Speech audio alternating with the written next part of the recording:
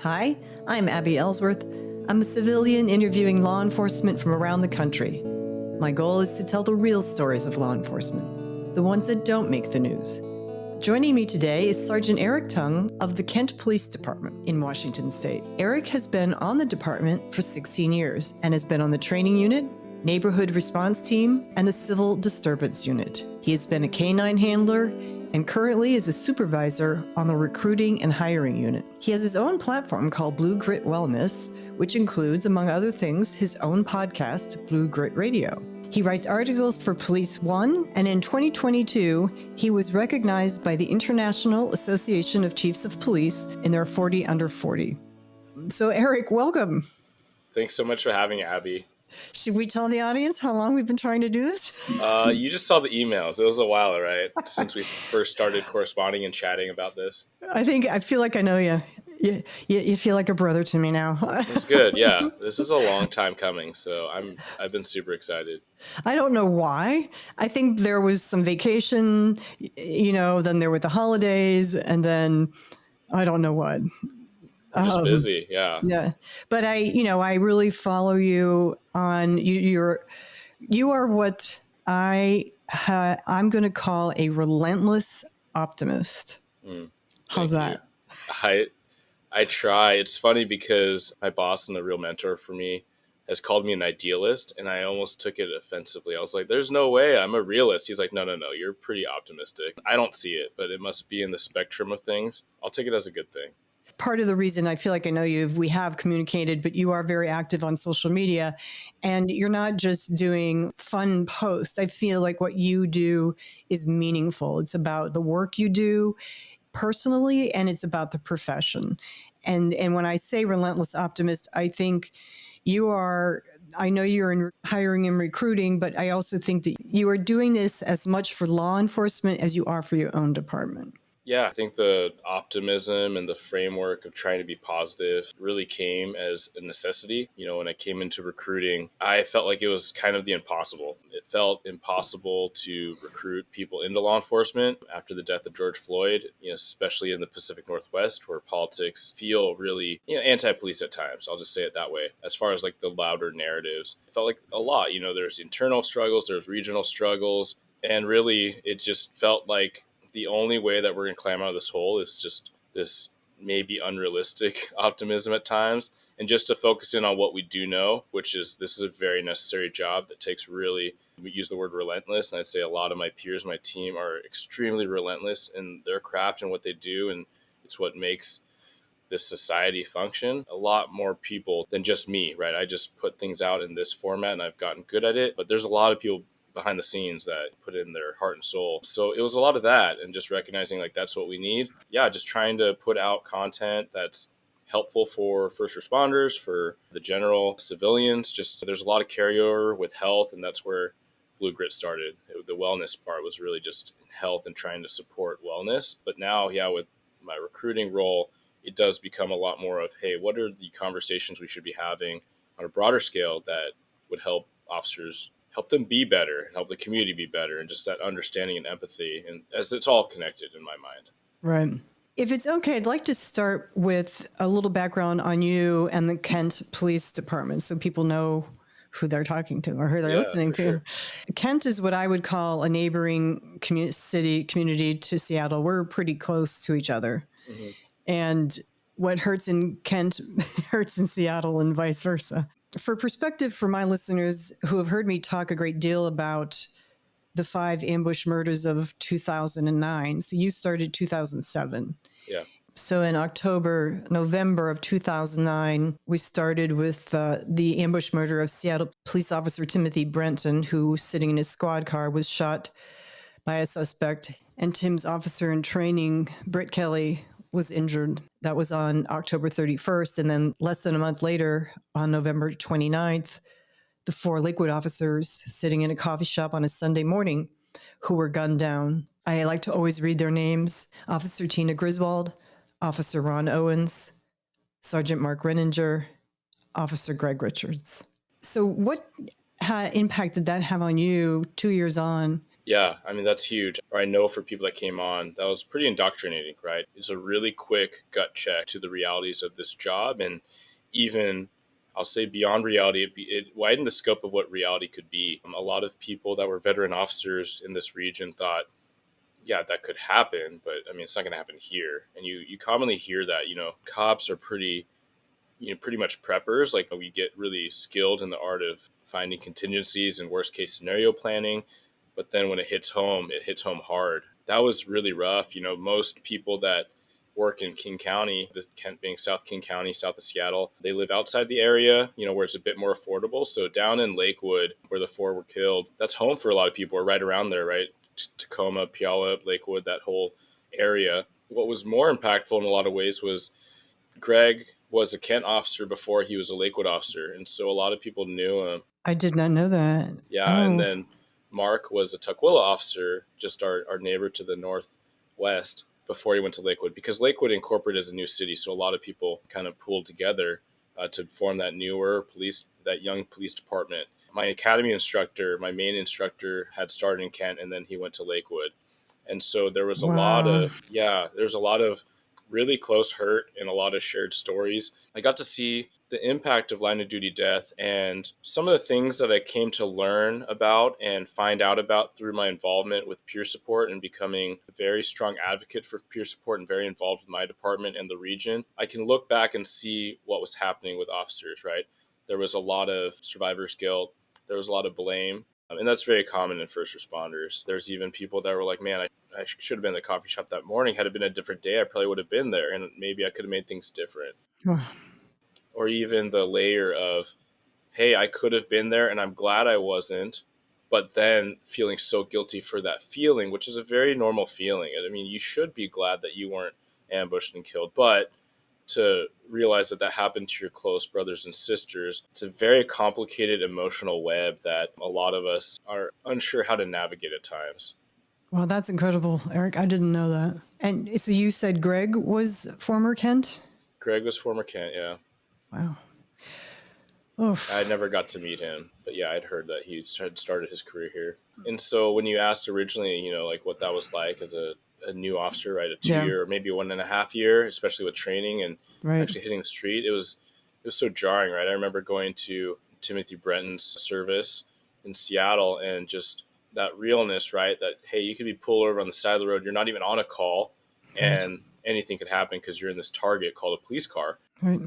So that gut check is real, and it's heavy for the family and for my family to be like, man, this is really what you want to do. Yeah, I went to Tim's service, and I mean, it's gonna shake you. It's what we would say as a gut check, but if it doesn't shake your resolve, then it probably strengthens it. And I think that for most people that were new in my phase, it kind of reminds like why you do it, and that it has to be worthwhile, and you have to remember your purpose and your sense of why, which I've gotten very experienced in thinking about and talking about as a recruiter. That's what I want to ask people about, and I've gotten very comfortable sharing about it. But I also think that's a gift, and that when we're in our routine, we see all the negativity and we feel really cynical at times. Just remembering our purpose and why we do this, that can be very inspiring to hear people's stories and why they want to come into this line of work or why they'd consider it is almost rejuvenating. It kind of refreshes you. And then I do have to also honor Deputy Mundell. While his death was not an ambush murder, it was a month after the Lakewood officers. Yeah. And he was a Pierce County deputy responding to a domestic disturbance. And I should add, Lakewood is part of Pierce County. So it was a very, very dark time. But this was heartbreaking. You just posted that we're at 5 years for the line of duty death of Kent Officer Diego Moreno Hmm. in July 2018. Your post, I mean, if I think too much about it, I'll get teary. But I really felt his death. I didn't know him, obviously, but we're enough of a community that felt very close and Yeah. hurt a lot. So tell me about what you wrote in your post. Tell me about him. Yeah, me and Diego were very good friends. We worked the street together, same crews, you're going to so many calls together. And then We had a really tight-knit group that we kind of thought would be normal when you're doing a job like policing, but it was kind of eye-opening at the service when a lot of people at work or people in neighboring cities were like, man, we don't have friendships like that, because there's a slideshow, right? And they see photos of all the trips we took together and all the things we did together, movie nights, barbecues with the families, with just the guys,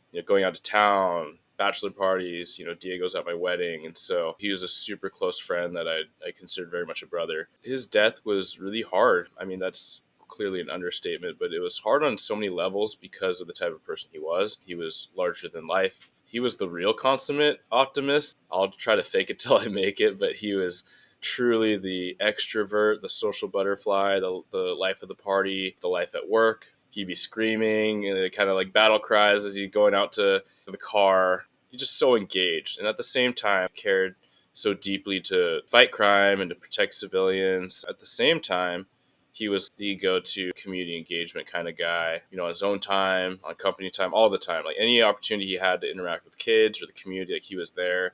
And he even drugged me into it a couple times with my K9. It was stuff that I just wasn't into. I didn't see or feel the value, or I definitely just didn't recognize that it was of value to me. I think like most things, when you're resistant towards it, you probably need it. And when he died, it just made me reflect so much about, I guess, just his life cut short, and how much he was able to do with it with so little time.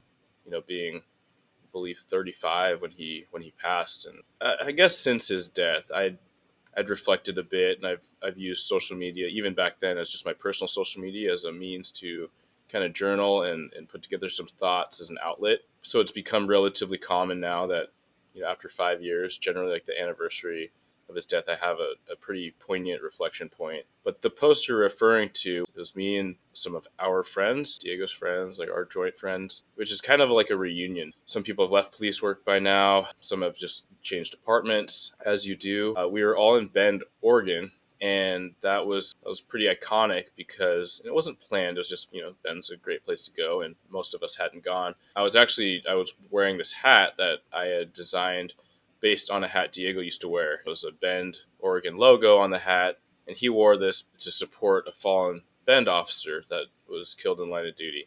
And so when Diego died, I was just trying to find a way to be constructive with my energy and trying to raise money for the family and trying to raise money for a scholarship down the line. Thought, what better way, right, than to create a hat like similar. Rather than Bend, we'd put Kent in the middle, and with his call sign, which is 2King56, so 2K56, and just a great homage to him. And I just felt how appropriate for me and the boys to be in Bend together in some recognition, like come full circle in some ways. It'll be 5 years, in July. Again, I didn't know you were that close. I'm really sorry that I honestly don't know how you pick up and go on.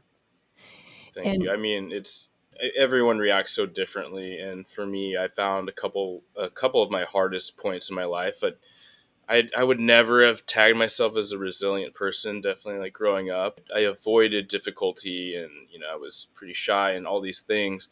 But for whatever reason, maybe in the course of my life, I've become resilient. It's not like I'm trying to wear it as like a trophy, but I've had a couple close calls at work, and like generally pretty quickly, I just feel so grateful. I've been able to reflect on, I think, all the things that are so important, like family and friends, and the coming days being a gift. And with Diego, it was so surreal for so long. And you realize like that it's not a bad dream that you're going to wake up from. Then you got to carry on. And he was one that was a little bit like you only live once, and he lived loudly and happily and positively. And even in your intro, when you say what you perceive about how I approach police work, I think a lot of it really is because I want to honor his legacy. If not for me, then for all the officers that aren't able to. You mentioned the names in 2009 of the five, but so many more, and it continues. And so if I can be this influence that's helpful for people to think positively or try to stay positive as they come to the job and recognize the dangers, physical or mental, but if I can help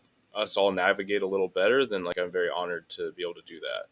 this might be difficult, but can you talk about how Officer Moreno lost his life? Yeah, I wasn't working that night. I was working kind of the night earlier, actually, at the show where the event center. I came to find out what had happened subsequent hours was Kent units being dispatched to reports of a shooting. I'll try to keep the details relatively vague just so I'm not misspeaking, but in a general sense, it was outside bar closing or a restaurant where a lot of people were loitering, and then there were shots fired at each other, different people in different cars, and then people took off. Diego and some other of my friends and colleagues were the officers responding. Essentially, one of the involved vehicles where someone had shot from was picked up nearby, and so officers engaged in a pursuit of that vehicle. Diego went into the highway to put out spike strips, right? So these kind of stop sticks to disable the vehicle. We don't truly know why he was in the street, but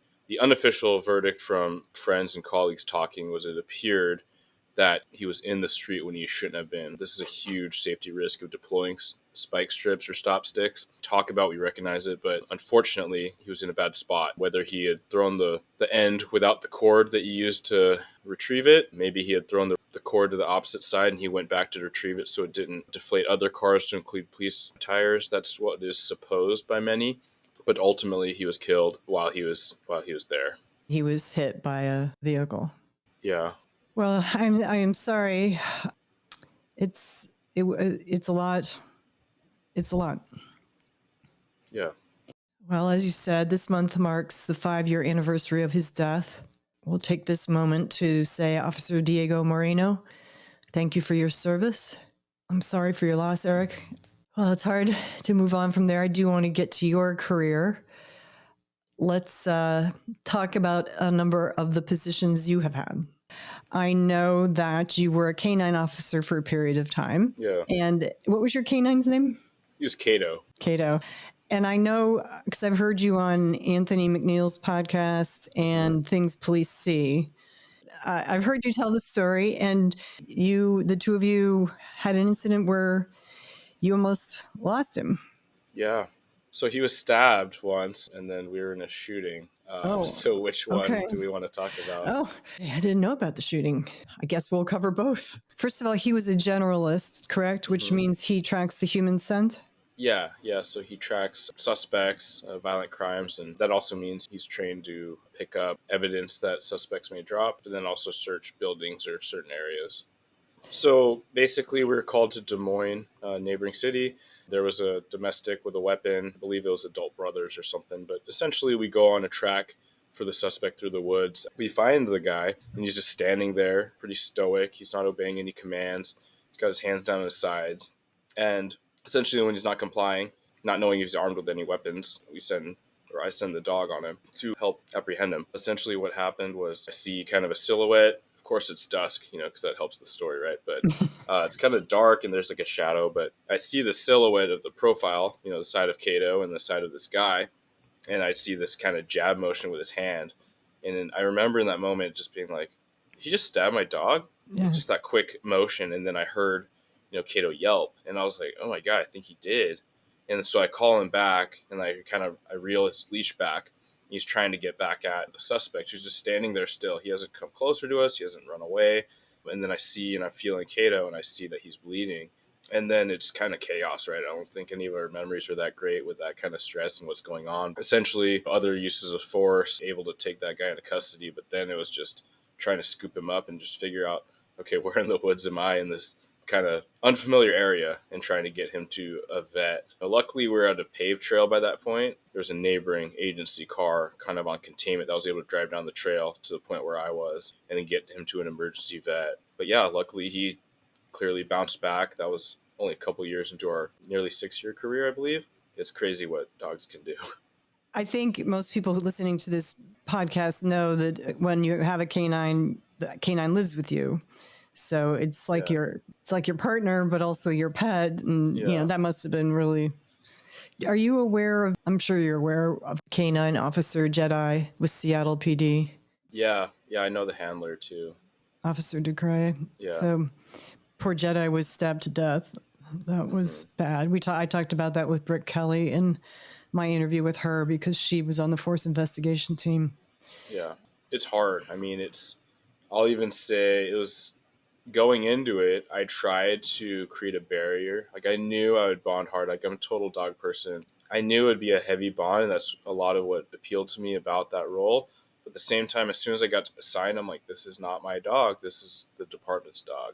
And I also, part of my, I guess trying to protect myself emotionally was recognizing like, hey, if I get in trouble, they can take the dog away. It's not my dog. And so truly there's that. And then knowing there's a danger element and I have to put everyone else in ahead of the dog. K9's there to promote officer safety, but it's also there to protect a total stranger and sometimes a suspect, right? And so to think about it in these layers gets really hard as you get closer. So it was all very calculated, but at the same time, it's, you could try all these things, but it doesn't diminish like how closely you feel. And then when he was at the vet on the operating room table, just looking through the window, I just felt so low and so helpless. We look at it as a companion and as a Right. partner. He was doing his job to help protect us, and he was willing to get back in the fight too, which is exactly what you'd want from your partners. Right. So yeah, it's definitely heavy.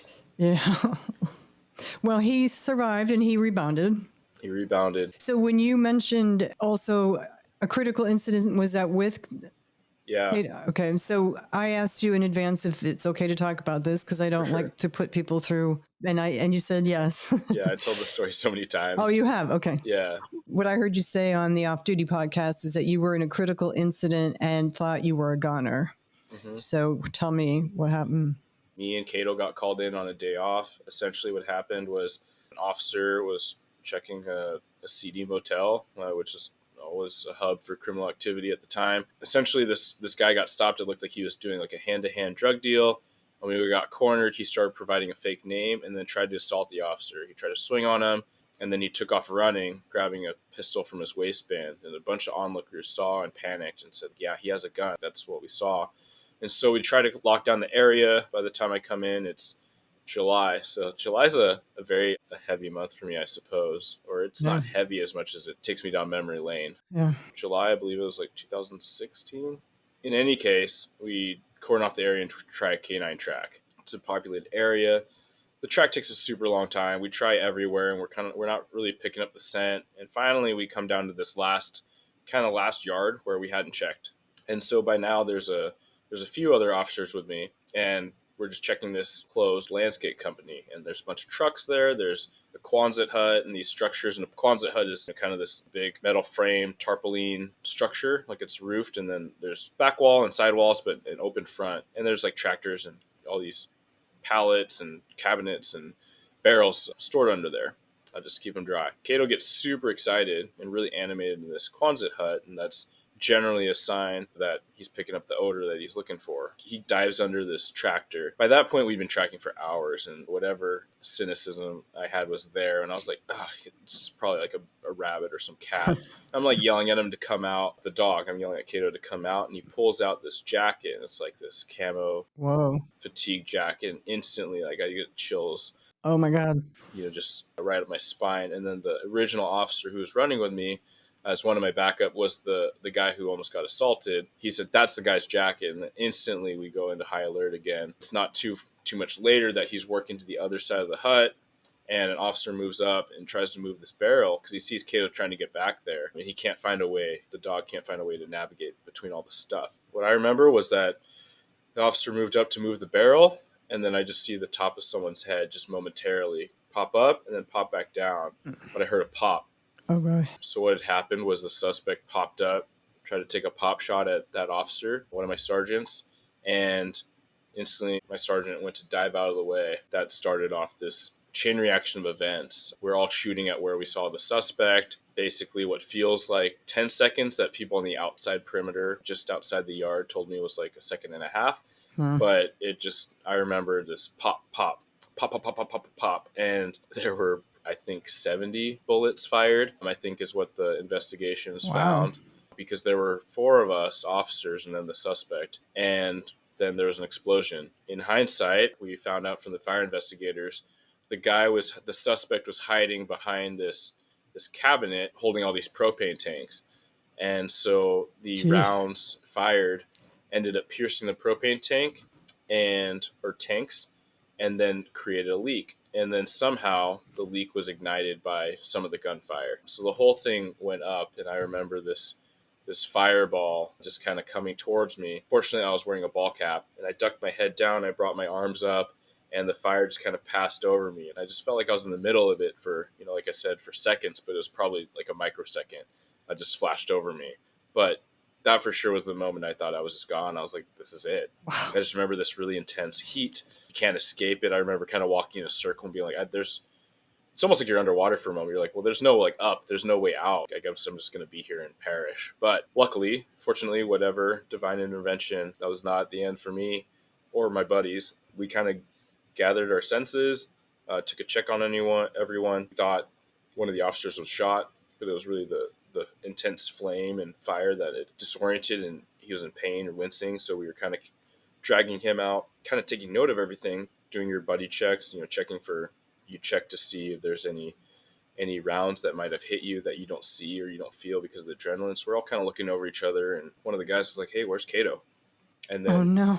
it didn't even occur to me for a moment to check, because I just, in that split second, I thought he was gone. There's no way. We're all firing at where he had found the guy. If he wasn't killed by the explosion, he was killed by our own gunfire or the suspect's gunfire. So I was just like, I don't know. In my memory, it felt like even seconds before I started yelling for him, but it was probably immediate, right? Just yelling his name. And as I picture in my head, it's just probably just a very curdling sound. Luck would have it. Again, luck, divine intervention. He was pretty unscathed. He just had a couple singe marks on his fur and on his vest. Me and my wife would later joke that Kato was like a cat with 9 lives, because I think at the end I could count 9 things. I was literally just going to say he's like a cat with 9 lives. Oh. I like to think things happen for a reason. Did you get the suspect? The suspect was killed. Yeah, Okay.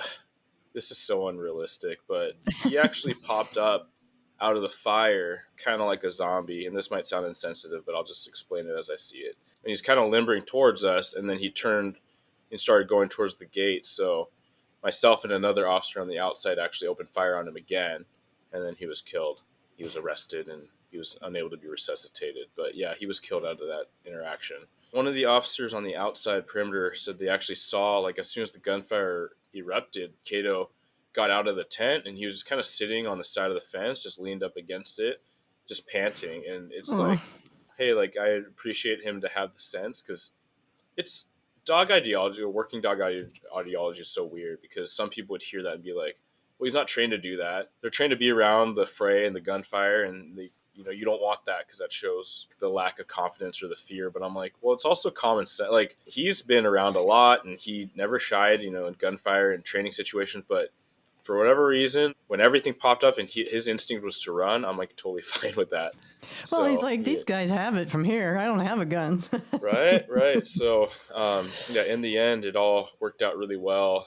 Yeah, we had other close calls. Those were the most significant, but some definitely some good times. And I love being able to know and say that he got a little bit of time in retirement. I think it was about a year and a half, 2 years when I promoted, that he was able to retire and still be young enough to enjoy the good life. That was always a fear as a dog handler, is that the work is so hard on their joints. Just the volume of work, the pulling, the tracking, the jumping off little berms and into ravines, and all the crazy places suspects go to try to evade us when they're highly motivated. But in the end, I was always worried that he'd be this really achy kind of bag of bones, something that no dog owner wants to see your dog kind of make that decline. He had a couple years retired, and also, not super common, but he was really good in retirement. Like, some dogs get really anxious and they miss going to work, and he was really good with it, which I'm really happy for. And in the end, his spleen ruptured. It was a freak thing. Luckily, and yeah, this is not this is not like a happy ending per se, but I say it for a couple things. I think I'm grateful that he didn't have this long drawn out decline. As I mentioned, that was a concern. My wife was home when it happened. She was able to call me. My boss was like, get out of here, go home. And so I was able to take him in and be there with him at the end. So I'm very grateful for that. Yeah. Oh, still hurts. Yeah, it's I thought I'd be all stoic. I'm in uniform when I scooped him up and took him in, and the vet was familiar with me. But I think that's a thing when you're wearing the uniform. It is like we joke about like the superheroes not wearing capes, but it does inflate confidence in good ways and bad. Generally, it has helped me, and I know a lot of people. It's almost like putting on a mask, where you need to be this strong figure for others. And so at times you can kind of compartmentalize it. I didn't think I was going to break down in the vet's office, but I was sobbing, and I'm not Mm, embarrassed to say that. But yeah, it was hard. It was really hard. yeah. Well, thank you, Officer K9 Kato, Yeah. for your service. Yeah. Kato the tornado or Kato the potato, depending on the day. Well, thank you for those stories about him. Of I'm course. glad you had that time with him. Sounds like a good team. And as you say, I'm glad he was able to have his retirement. The one thing I wanted to just ask, when I mentioned in the open that you worked in civil disturbance, I'm assuming that's the riots. Yeah, riot control. Is Kent close enough to Seattle to be called for mutual aid? Yeah, we had been historically, and so where it got quite busy was that run of years where May Day got really bad. You remember that? Very well. Instigators would gather and just ransack downtown, and Right. so we did come out for mutual aid along with the Valley. So the Valley has a regional team. We were able to help out. What started as, wow, a real deployment, and it became like, well, this is pretty sketchy and really uncomfortable. I really felt for the 2020 riots. We came out one day slash night, and that was pretty significant. I mean, I'd been on the team for a number of years, and as I mentioned with Mayday, we'd been to, we would say, legitimate deployments where there's gas and there's explosions, and you're encountering a very hostile and violent crowd. People are throwing things, people are lighting dumpsters on fire. It was not like 2020 was the first significant one, but that was very significant. I don't mean this to like try to compare it to people that are deployed, but we have people on the team that are veterans that are like, no, it was like a war zone, and your options are far more limited than a war zone, right? Like Right. just the amount of disarray in the sense of like which way is up and what are you even doing. Like the amount of mayhem and destruction was just so frustrating and saddening. There was a lot of gas deployed that first significant day when we came out, and then Seattle decided they weren't going to utilize gas. So the Valley Chiefs, understandably, reasonably, were saying, "Hey, we can't. If you're not going to make it safe for officers to deploy, then we're out." I think that's a reasonable decision, but all of us felt so frustrated, and I guess if nothing else, we really felt for the Seattle officers that had to be on the line for days, weeks, right? Like Months. weeks, months, yeah, as it just kept going on to varying degrees, right? And then the chop chaz and all Yeah. that nonsense. Yeah, Yeah. very frustrating from the outside, and Yeah. I think that's just a common thing where you can have any regional officer or probably even outside the region just really feel for what Seattle police officers have to deal with or have had to deal with. Yeah. People don't, I don't know if May Day is around in other areas of the country what it has been here. It was every year, it was mayhem, and the department did a very good job of using bikes and strategy to control that. But the difference was May Day, they weren't attacking the police really, where the riots, so they were doing everything they did during May Day, but also physically attacking the police. And it was Mm-hmm. with May Day, it was tell me if I'm wrong because you were there, not me, but it was more of a contained, predictable path that they were on. Where this, I've heard a few officers describe it as it was 10,000 people, and it was just everywhere. It Yeah. was, um, Yeah, it's everywhere. And each year, I mean, some people think it's a conspiracy theory, but there are documented anarchists that show up. And I'm not saying everyone that at a protest is an anarchist. That's absolutely not what I'm saying. But there are people that travel to instigate, and they want to see destruction. They want to see mayhem. They want to see us hurting each other, not getting along, which is not what police want. We're all about free speech. I mean, that's what people in the right, service, right, whatever the service is, are trying to defend. But it is tough. Yeah, with May Day, it generally was a parade that would sometimes splinter off, and you could kind of corral or escort people back or help that group dissipate, keep it under wraps, right? Each year they would come up with some new strategies, and right, so they'd be constantly having to pivot. But 2020 was such this new scale of response and attendance and all the things. State patrols always had an active role that they have to make sure that they don't have people going onto the interstates from downtown to block traffic, or as we've seen, people get killed doing that. And so it is a right. public safety thing too. Before I move on, did you guys in Kent get any civil unrest, or was it mostly Seattle? Not particularly. We had a large demonstration in March. It went off pretty well in that no one was injured. There were a couple of glass bottles chucked, and I think one narrowly missed an officer.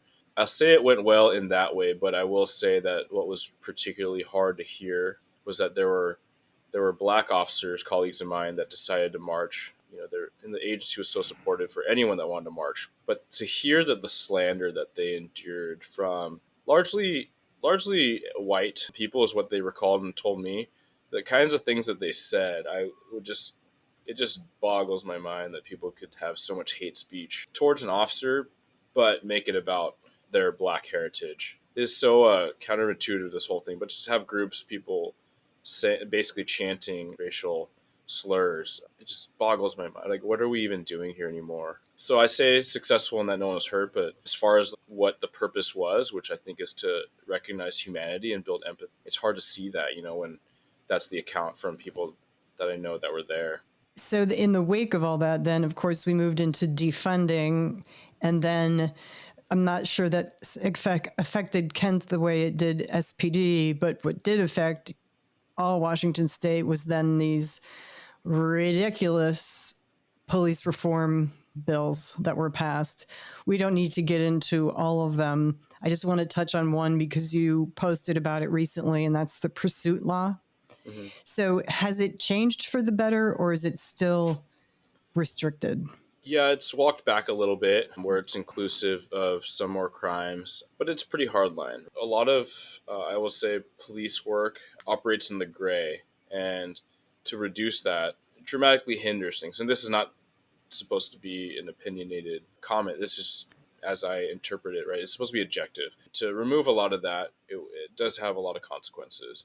Some good, some bad. I mean, some people don't operate well in the gray. A lot of violent people are able to get away and have been able to get away and will continue to do so. Can you describe for those of us, I can't remember. Yeah, it was only for certain violent crimes, and the list, and it wasn't just crimes of violence as you'd interpret them, but it was a list. I think an example that's been helpful for people at community meetings was before I went to community outreach, kind of neighborhood response unit, I was in patrol, and my guys and I were responding to an ex-boyfriend threatening to come shoot up his ex's apartment. The officers respond, as they should, a couple of them, and I was on the way too. We don't know the credibility of the threats. We don't know if he's actually coming. But what actually happens is an officer in the parking lot sees the described suspect vehicle, it's pretty specific, show up. As soon as they make eye contact with each other, the suspect does a U-turn and pulls out of the parking lot, tears off. And so the officer goes to follow. So at that point, we were investigating felony harassment, so threats to kill. Even though it's a domestic violence crime, even though it's a felony, that was not one of the allowed crimes to pursue for. So the officer had to stop, basically pull over, turn off his lights. And why was it not one of the... It just wasn't, it was not designated as meeting criteria. Yeah, right. Yeah, by legislators. So that was really frustrating for me because that was an actual anecdotal example where it wasn't just an odd situation. Like, this is a significant crime, right? You've shown a substantial threat to carry out or a substantial step to carry out this threat. And you've shown up, right? And now you take off, which makes a common person more concerned that you were going to do this thing. And now we have to just let you go. Are you identified? Sure. Do we know who you are? Yeah, it's the ex-boyfriend. But what safety does this woman have now? We're there taking the report, and that's all we can do for her. Is this because you had to go from reasonable suspicion to... Yeah, probable cause. Yeah, so you needed probable cause for anything except for driving under the influence originally. But that was a change. Yeah, but yes, it was a change, and at the time, even that crime, we would have had probable cause with our investigation and him showing up. Okay. And seeing the text and all these things, we would have had probable cause, but it wasn't one of the crimes that was allowed. Okay. And so, got it. So now you have this woman that basically has to vacate her apartment. And like most ex-boyfriends, most exes probably know where their friends and family are. So just to provide no level of assistance for her actual well-being and life, I mean, to say frustrated is not enough. Yeah. Well, in the article you posted was Washington troopers' pursuit law kept law enforcement from stopping speeding driver who later killed 2 kids in crash. I mean, I think if I have this correctly, Washington State Patrol cannot stop people for speeding at this time. That's right. And I posted that, and there's responses from both sides, right? Some people are like, "Are you saying that people should pursue for everything?" I'm like, "No, I'm literally just sharing a news article." Generally, my comments don't have, and in my view, don't have a strong. I'm not trying to Right. beat the drum in one direction or the other, but is to say that there's real consequences. I don't think that cops should pursue for everything under the sun without regard for the risk. I think everything you do, whether it's a pursuit, an arrest, driving this way or that way, going to this call or not going, everything has consequences, and you have to continually weigh these risks and rewards. It's really unfortunate that we've come into a generation, we've evolved into this stance where sometimes you see it paralyzes officers, and whether it's the brand new officer or the administrator, it feels safer, it feels more comfortable to say we're not going to do it. But that there's a risk to that, right? There's consequences to that too. And so it's just trying to make sure that we keep having these mindful conversations as it surrounds this job that I've come to know pretty well, to those that are willing to have the conversation. Right. Yeah, it's not to say we should chase everything, but it's also not to say, hey, like, just because we're not chasing doesn't mean violence and the destruction isn't happening and the loss of lives. Because that there's a study, a correlation that people like citing, but there's also sources that show that that study is flawed in its interpretation. Right? If you don't pursue, then there's going to be fewer pursuit deaths. I don't think you need a study to show that that correlation will happen. But we Right. can't measure the implications thereafter. It's just impossible. If you had fewer suspects who flee the police, you would have fewer pursuits. Sure. And then you Yeah. let's let's try following orders. Yeah. And so I've seen comments, right, where they're like, well, everyone should just be in jail. And I'm like, I don't think that's the answer either, right? Like, Yeah, yeah. we just need to think. I'm not a politician. I'm not a legislator. We just need to be sensible and just recognize that there's a lot more to it. And as I'm reminded frequently from both sides of the aisle, hey, like, police aren't the solution for everything. And I was like, I think everyone should agree on that. It doesn't mean disband them, but it doesn't mean expect them to be able to be and do everything, Right. especially with fewer Right. actual powers. Right. And fewer officers. Yeah, for sure. So this can bring us into your relentless optimism. So Yeah, probably I doesn't sound that way now, but no, this stuff is frustrating. I think what you have tried to say is you can't get lost in the frustration. What I noted from our pre-interview, and this may spur some thoughts, I wrote down impact and purpose.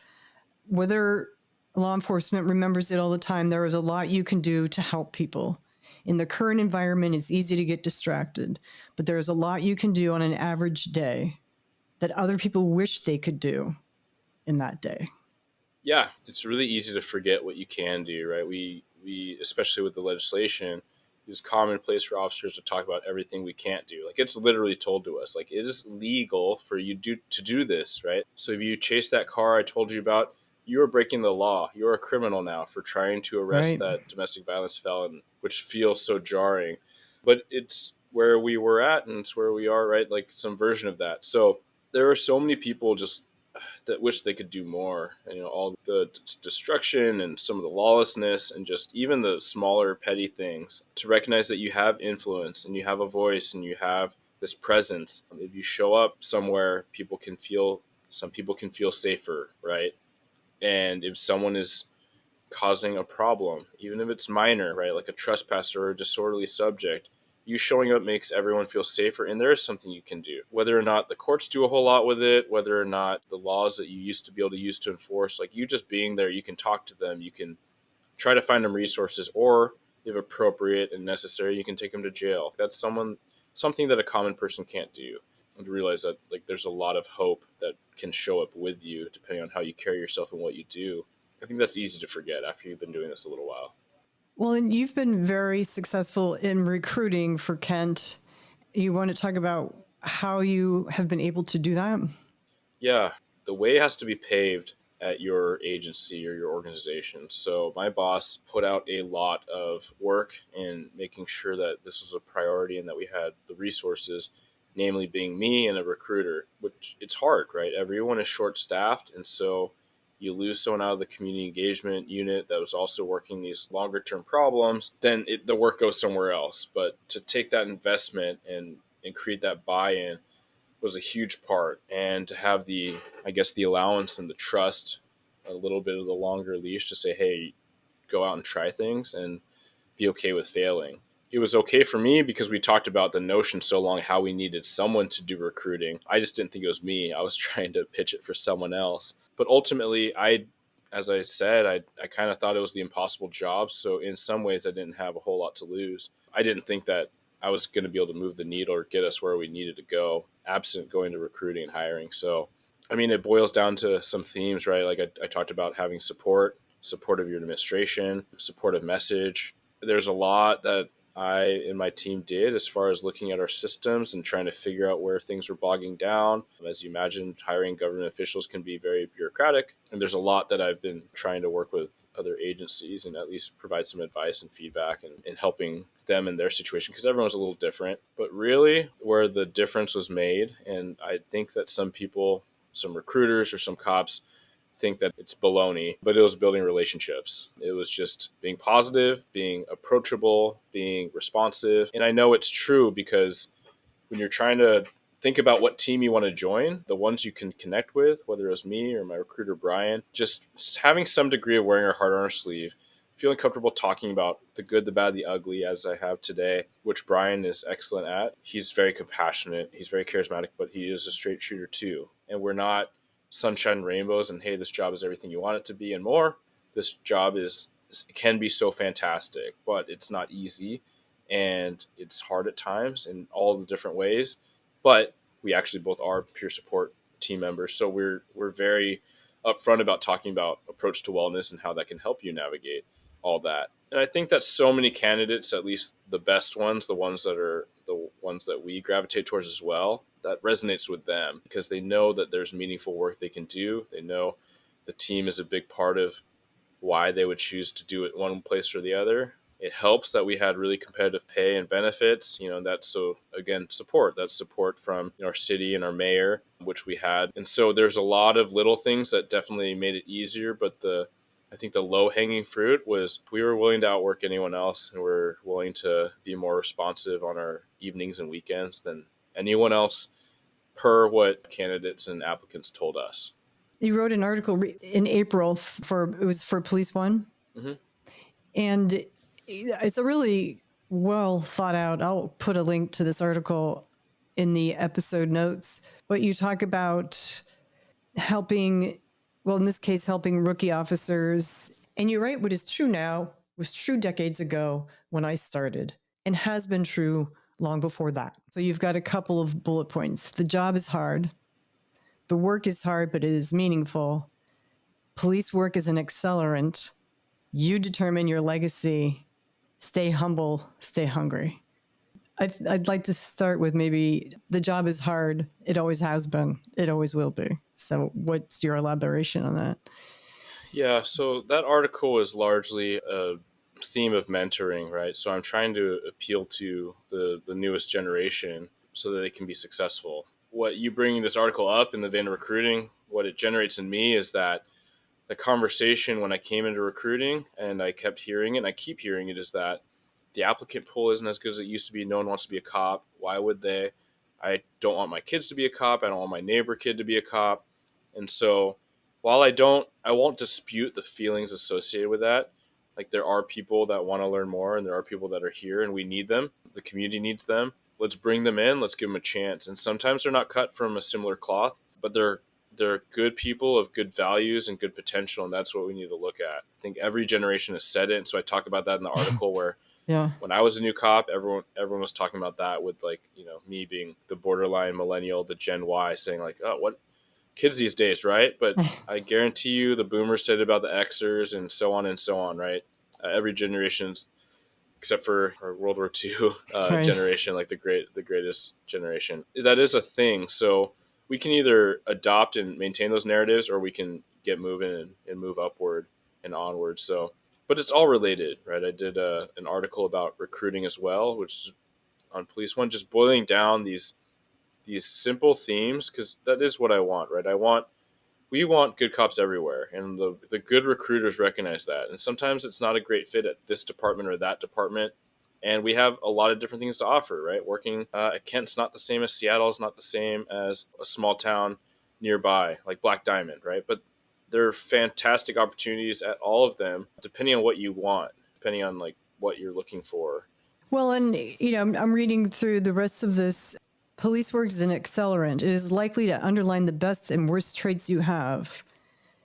In this job, you become a subject matter expert on life and death and trauma of all types. Recognizing that you alone hold the power to control your mindset is critical, which I think is kind of where Blue Grit Wellness comes from.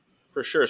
You're exposed to so many things, and we can metabolize them any variety of ways, right? So I can see these terrible things happening to people, whether it's a car wreck, whether it's the hardest thing generally for everyone is seeing anything bad happen to a kid, whether you have kids or not. I think that's the universal, most hurtful, damaging trauma to experience. We see terrible people doing terrible things, right? It can be a lot and it weighs you down. It can really weigh you down if you don't have the right support systems, if you don't have the right practices and regimens. So it's just a recognition that in order to be the best cop and the best community member, the best parent, or what all the other hats that you wear, you have to take care of yourself.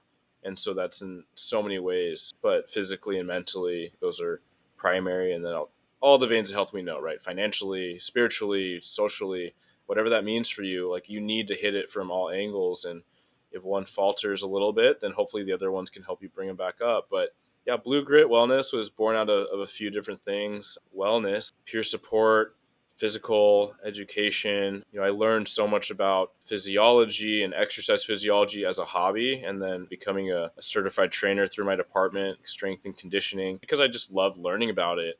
But also nutrition, as using myself as a guinea pig, and friends, and being able to provide basic coaching tips, some super simple things, that just a place to put that out and just recognize that can help you maintain your stress just a bit more. If you can eat a little better and work out a little bit, right? Whenever you fit it in. If you scroll back way far enough, there's me in uniform, like pushing a car. Cause I'm like, okay, you can work out on duty. I mean, there's some departments that ban it, which I think is so antiquated and so backwards. Like, what are you even doing? Like, if you want to do push-ups and jumping jacks, technically that'd be out of policy. Like, let's be real. Like, what is the Really? job?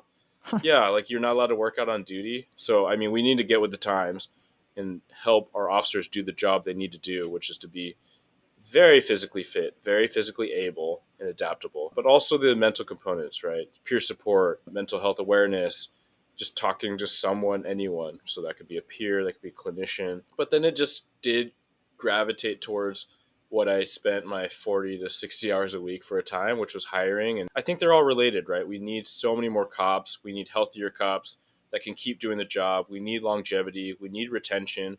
And so sharing the articles I see and find as they pertain to that, as they pertain to training, it's all for the greater good, creating better, healthier cops that they can take care of themselves and each other and the community. So that's kind of where Blue Grit has gone, and just trying to be a mentor, that some people that follow me are nearby and some are far away. And so just to have that reach has been very rewarding, just to try to be helpful.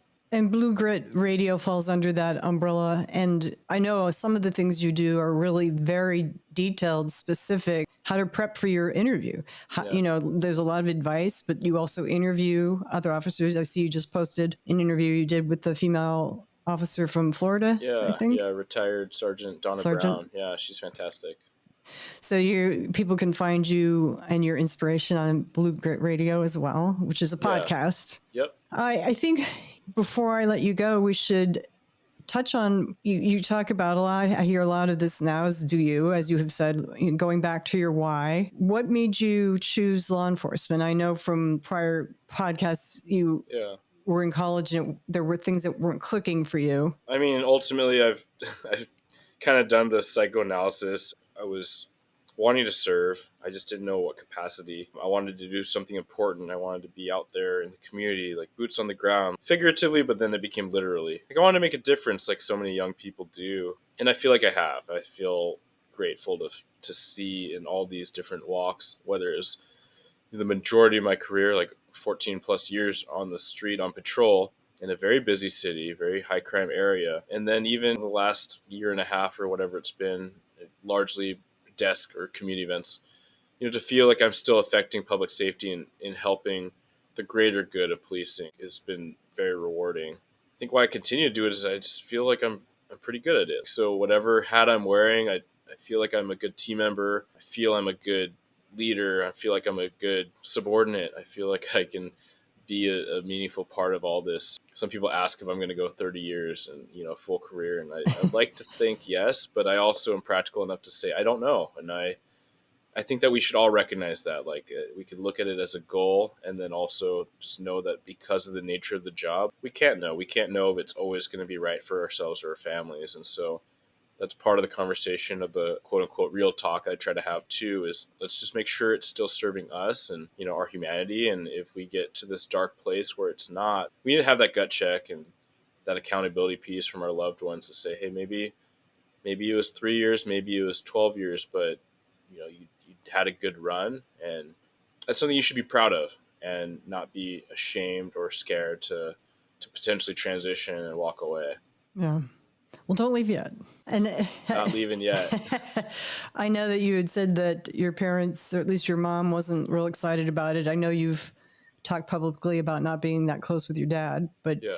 they had some concerns. Yeah, my mom had for sure concerns. I mean, I think every mom does. Right. I think every dad does. Yeah, my mom, she's pretty traditional, and so and this is not a knock on her. This is the culture. Like, it doesn't make sense to take a job that doesn't require a degree when you have a degree. Like that. Oh, yeah, And I yeah. think that there's a lot of cultures that be like, yeah, it doesn't make any sense. You're right. When you say culture, do you mean Chinese Chinese? American, yeah, and I think most East Asian American, like it doesn't Uh, make sense. I will say, if I didn't go to college, I would have had to do something meaningful, and maybe it would have been the military to get me to be a good candidate at 21 years old. Certainly, I would not be the type of officer as effective of a leader or communicator, verbally written, whatnot. There's no way I'd be writing for Police One if I didn't go to college. A lot of my foundational writing was probably AP English, so shout out to Ms. Dean. But yeah.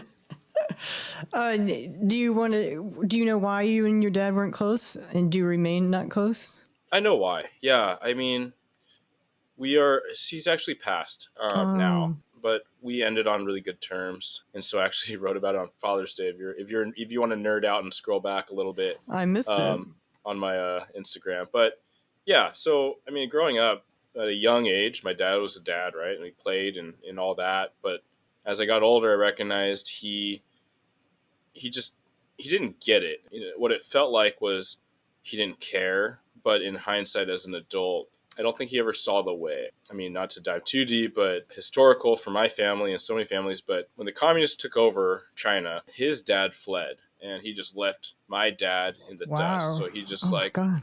I work for the government. Peace out. You'll be fine. And my dad was like 13 or 14, and he nearly died. Like, he's wandering the countryside. He almost starved to death. He had to find some distant relatives out in the country. He's surviving on like twigs and roots. That whole deal, it was real for him. So for a survivor of that, and to not blame his dad for anything, I mean, informed a lot of how he looked at fatherhood, right? He still, when the family all reconnected, and when his father was aging, my dad was trying to be one of the family members to like take care of him and take him in and all this stuff. Whereas I was like, why? He ditched you. Like, he didn't care about you. He's like, he did what he had to do, and I'm going to do what I have to do, right? So I don't think he knew better. And it's been really great to talk to my mom. There was so much contention, and I grew up in just a argument. Like, it was always fighting in the household, to the point where when I was a teenager, we actually would flip schedules. My dad already worked graveyard hours in like a hospital lab. And so when he was downstairs, he'd woke up, we'd all go upstairs and hang out in our bedrooms. And then when he went to work, we'd all come downstairs, and it was almost like clockwork. And we wouldn't say anything. We wouldn't acknowledge each other. So super unhealthy. And then once, I was in college, I just decided I didn't want to talk to him. I had learned enough about how he'd hurt my mom relationally. And it was just one thing that I just had so much anger and resentment, especially as a teenager and a young adult, where I wanted nothing to do with him. I even considered changing my name, which would be a big slight to his family, to basically end the Tung bloodline as I saw it. But then in college, like, I just recognized, like, hey, this is me. That's my name now. And whether I'd care to interact with him or not, what it actually took, in some ways, I'm kind of bummed it took this, but it is what it is. And I'm grateful for it. But he got really sick. And so he was dying and he reached out. And at that point, I just thought about it and I didn't feel angry anymore. I didn't feel like the angry, confused young man. I think so much of, you asked why I became a cop. I do think that there's a part of it where I was trying to prove I could do it. I could be a man, even though I didn't have anyone directly show me how. So why not go for like the most archetypical badass, like Right. warrior thing, right? Like I think I was still trying to prove it to myself in some regards when I pursued things like K9, even though I thought I'd be a detective when I started and I thought I'd be really good at it. My career just never really took that path. I just didn't feel angry, and I wanted to not feel angry. And I felt that if nothing else, if it wasn't going to bother me too much, if I could get over myself, I could offer a man who cared in whatever way he cared. Maybe it's a version I don't understand, but if I could offer him a little piece, even a dying man, a stranger, if I could do that, then I should. And I'm glad I did. Yeah. Yeah, me too. Were Yeah. you only child? No, I have an older sister. Okay. Yeah. Similar relationship? No, I mean, not really. So I'll say my sister's always been much more, she's always been less, like, she's taken it less personally. She'd always kept in contact with him. I don't know if it was obligation or just not having the emotional baggage. Yeah. I think that she's just a lot more grounded in some ways to what, she feels important, and she's able to drop the ego and stuff like that. So, Well, I'm glad you were able to come to that point and have that time with him. Now, as a father yourself, I'm sure that has particular meaning. So I know you're a dad, you have a young daughter. mhm. And one of the things I heard you say, I believe it was with Anthony McNeil, is once you have children, or at least I believe you said having children made you wonder, should I have this job? Is it too Mm. dangerous? I have a 2-year-old at home. And then you said, but there's a 2-year-old. There's a 2-year-old in that house I'm about to enter that needs me. Yeah. Yeah, it was a lot more of people around me asking, like, hey, you've had some crazy stuff happen to you. You want to keep doing this? You're your dad now. And I'm like, I mean, there's so many cops that are parents, but at the same time, there's always that need, and there's no judgment for those that step away. Again, I think for any reason, if your heart's not in it, then it is what it is. I do think our primary responsibility has to be for our kids. But there is a part of me that has felt like I was leaning more or wanted to lean more into this job because of its importance. Yes, you don't need to have kids to recognize that children are the future and legacy, and they're the ultimate thing that you need to protect. But when it's your kid, then it's your kid's world that they're inheriting, and to want to influence that the best way you can with what you got. I just don't see a better way for me right now than this. But yeah, you bring up that 2-year-old, and I don't remember if I don't know if you've heard one of the interviews I did, but it might have been actually my own, where I talked to my buddy Trevor about our hostage rescue. But that was with a 2-year-old inside. No. Wow. Oh, wow. So that was a literal, that wasn't figurative. Yeah, it was like that connects with me literally because my daughter was 2, and yeah, as we went up there to the house, I had the shield, and the guy said he was armed. He'd already fired at Auburn officers, and I was convinced that when the negotiator said that he said he's going to put the 2-year-old boy outside, I was convinced it was an ambush because he'd already shot at officers, right? So as we show up to help out and kind of provide relief as the go team, I was convinced he was going to shoot at us, and me holding the shield, I was convinced he was going to hit me. But I think that's a deal, and I've heard another officer explain it really well. He's like, "Hey, we make a deal where when I'm on duty, I'm going to protect your family with everything I got. The deal is that when my family's at home and I'm at work somewhere else, then I trust and I believe that the officers there are going to do their damnedest to protect mine." And so, I mean, that kid's got no one else but us. How did that play out? He did not shoot us, contrary to my optimism. No, uh, he did not shoot at us. He put the boy out in the snow. My buddy snatched him up, Wow. took off running, and we were able to back up back to the armored car. And then it was a standoff where, for police, if it's one armed person in a house and surrounded, we're not pushing. We're times on everyone's side. Like we can wait him out. Right. He can take all the time. But Right. he ended up finally surrendering. He tried to light the house on fire, which is not a crazy uncommon thing to try, but it all worked out. Wow. All right. But yeah, Jeez. that kid deserved a chance, just like my daughter and every other kid. So looking back on, where did we say you are? 16 years? Yeah, And the 16 next years. 14 to come, has it been what you thought it would be? It's definitely been more. Some of what I thought it'd be, and a lot of surprises. Kind of like I mentioned, I didn't think I'd be a K9. I had no inclination to do that until I started actually working patrol. I really didn't know a lot of the hats I would take on. I didn't think I would get into the neighborhood response team, but seeing the value and feeling like I could be good at that community engagement piece, inspired by Diego, that definitely took a different direction in my career than I had planned or I would have visualized. Definitely never thought of myself as a recruiter. I'd be curious to start asking some outsiders, like, why do you think my career took this zigzag? The rewards seem obvious, I think, in terms of, we talked a lot about big incidents in this interview, but there's the day to day too. And you posted a picture of a McDonald's Happy Meal. And you said, if anyone knows me, they know I don't eat at McDonald's. But you had, I believe you had gone to the precinct. Yeah. And you tell the story.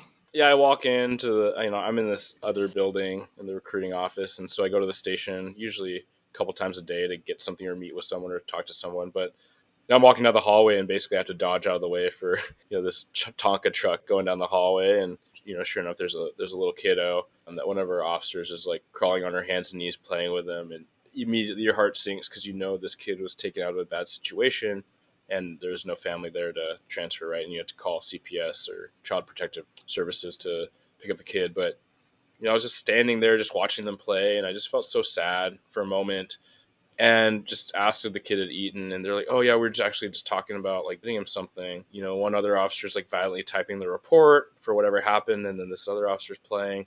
I was like, oh, I'll go get it. Officers are typically, no, Sarge, you got other things to do. I was like, I have other things to do that I don't want to do right now. I want to do this. Just to be able to sit back in and have some hands-on engagement with that. Blue Bridge was the organization that we started working with. I believe it's a donation-based foundation where they hand out these charge cards so you can get stuff like this. I mean, a lot of officers countless times would spend their own money just to buy that, but it's so cool to have those funds already available. Like, that's the purpose. Or to get someone in a really bad situation a hotel room for the night.